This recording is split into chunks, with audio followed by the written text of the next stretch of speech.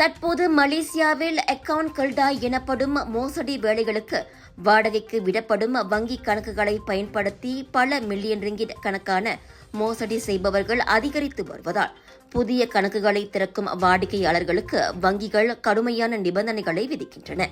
புதிய விண்ணப்பதாரர்கள் தங்கள் வருமான ஆதாரங்களை குறித்த ஆவணங்கள் அல்லது அவர்களின் முதலாளிகளிடமிருந்து கடிதங்களை வழங்க கட்டாயமாக்கப்பட்டு வருகிறது.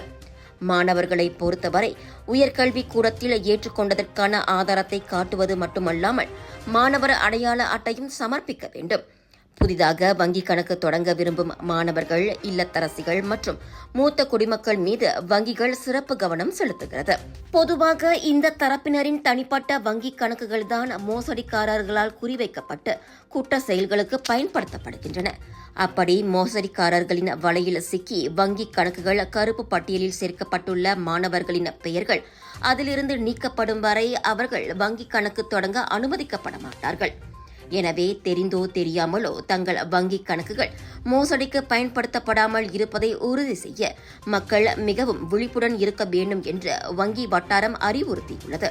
கடந்த 2021 ஆண்டில் மட்டும் 29,769 வங்கிக் கணக்குகள் மோசடிக்காரர்களால் பயன்படுத்தப்பட்டுள்ளது கண்டுபிடிக்கப்பட்டது. இதுவரை 1.218 பில்லியன் ரிங்கிட் இழப்புகளை உள்ளடக்கிய ஆன்லைன் மோசடிகளில் மொத்தம் 34,497 வழக்குகள் 2023 நாடு முழுவதும் பதிவாகியுள்ளன.